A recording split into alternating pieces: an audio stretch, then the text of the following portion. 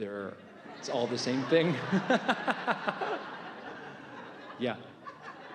Everything on your list is that. And so what's tripping you up is you're saying, in other words, it's easy for you to accept the why of why you want to do all of those things, but you're trying to figure out how and where and when and who, and that's what's tripping you up. But if you hear what we're saying, your inner being knows all of that and knows what your path of least resistance is to get you to where you want to be. So now we have another question for you. If the joy is in the journey, and it really is, in other words, blah blah blah, you've heard that so many times, it's the process that is so rich and rewarding and delicious and all of that. So imagine any journey that you're taking, any journey.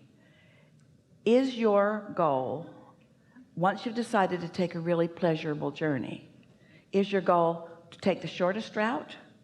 What's the route? The most pleasurable route. So what could we say to you all to help you to feel from us, to know for yourself that the best feeling route is the path of least resistance? You all are kind of in a hurry about everything. You want to get to where you want to be because you don't really want to be where you are a lot of the time, and you don't give very much awareness to the delicious journey that you might have on the way to the new place. And in fact, the only reason you want to go to the new place is so that you can have the journey. But you all in practical terms say that's not true. That just is not true. That is not true. I-95 is not pleasing to me.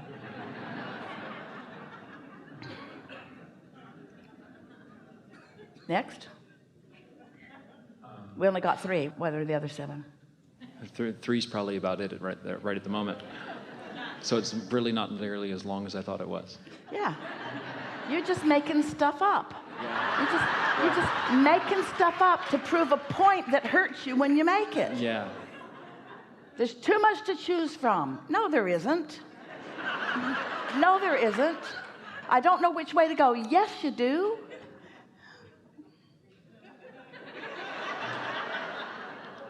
I think the reason I'm feeling some of this now at this moment in time is that while I have been fortunate enough to have the same job, same acting job for the last 3 years, yeah.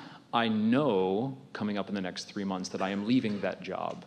So I am trying to approach it in the sense of, all right, let's enjoy the journey. So let's talk about this flawed premise. It feels to you all in your physical form, you're moving from this job to this job to this job to this job, when what's really happening is this job created a whole bunch of stuff and this one created a whole bunch of stuff, and all of that stuff's available to you, and that's what you're moving toward, unless you think you're moving from this job to this job to this job to this job. So what do you think in the current acting job, what are the best parts of it? Never mind. What are the worst parts of it? What's the best part of it? It's steady and therefore something that you can count on financially? Yes, and it's something it's a show I enjoy doing. It's something I enjoy. But why?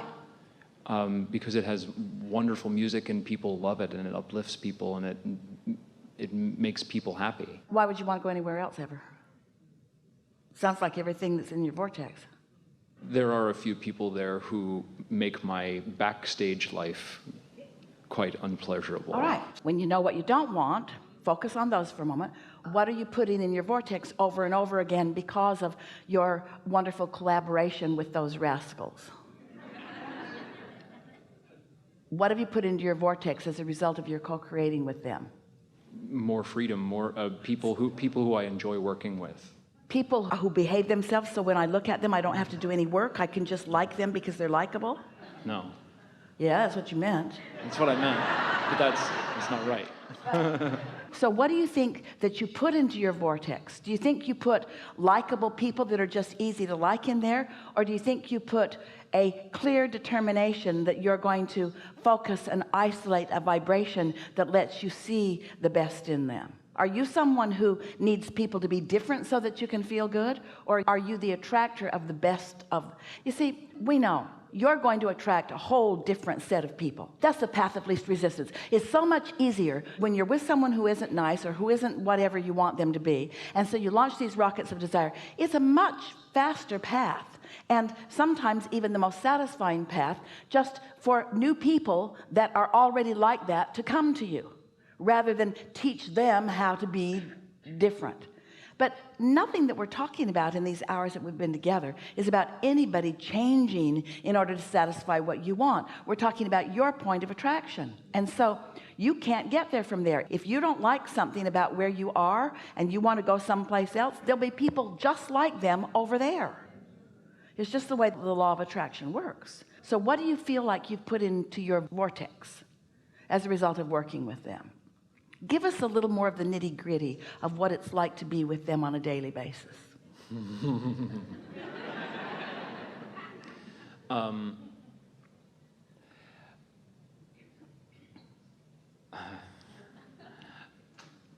Do they need you to be different so that they can feel better? No. Well, they're a little ahead of you then. Yeah. To be completely honest, I think what it reflects, what I'm not enjoying is that it's reflecting back to me the fact that I'm needing them to change in order for me to feel better, as opposed to. So maybe on this journey you might enjoy the self-discovery of getting out ahead of it instead of just repeating day after day the same thing, getting out ahead of it and then discovering something that you didn't expect to discover and feeling the surprise and the delight of that. That's what your inner being knows is your path of least resistance. Your inner being knows for sure that you did not come to live and teach conditional love. Your inner being knows for sure that you didn't come to say, spend your time and get it all figured out and then find this little herd of people and run around with them. If you find the right herd, then it'll be fun when you run around together. What your inner being knows that you came for is to find your connection, to know what you want and know what you don't want, and then find your connection with who you are, and then watch it become right before your eyes. How lovely is it to co-create with someone, and at the same time that they're discovering who they are, you're discovering who you are? Isn't that co-creating at its best? You really do want conditions to change, and we get that. We understand why you would want that. And there's a little thing that we like to say to you that could feel like a paradox to you when we say, if you care about how you feel and you isolate what feeling good is, and you do that a lot of the time, then things will change. And as they change, you'll like the change, and your appreciation of the change will perpetuate it more. So there is this perpetuation thing that happens. But you can't need it to change before you feel good. You have to feel good, and then it will change. And it feels like a subtle distinction. And it can be a quick trap for you too. Oh, I did my segment intending and I did my meditating and that guy got way nicer. Well, don't expect him to stay nicer. You got to keep doing your work. You can't go back to your old ways of just taking what comes. You've got to stay in the driver's seat. You've got to be the one that leads your, wait, you already led it. You already asked. You already told your inner being what you want. And it's complicated. It's way more complicated than Cheesecake Factory menu. Oh, the moving parts and all of the aspects and the depths of who you are and all the nuances of your understanding of who you are, of your personal life and the lives of those you know, and the people that you love up close and the people that are sort of not so up close, and the people that are out in the world that sometimes you know of them and don't like them, and sometimes you know of them and revere them. And then there's everything else that's in the universe, like everyone who's ever lived who is now non-physically focused and focused here with all of you. The energies are dynamic and exhilarating, and the potential is intoxicating, you see. And so when we talk to you about you wanting a better work environment, it's way bigger than just wanting somebody to behave differently in your work environment. It's about you being part of a world that doesn't need to change, and you discovering your vibrational alignment with who you are, and then feeling your real power and discovering what the real power of influence is, and then watching everything just modify itself around you, not because you needed it to change, but because as a creator, it must change. If you are a creator and you are tapping into the energy that creates worlds, things around you are going to change, you see. But if you need them to change before you do the thing that you would do, you get the point we're making over and over and over again. So did we get there, or is there something more that's stuck in your vibrational crowd? That's it. You got it. You really did. You really did. You're doing really well. Yeah. Now what? Right here. Stand if you think it's you. Stand up.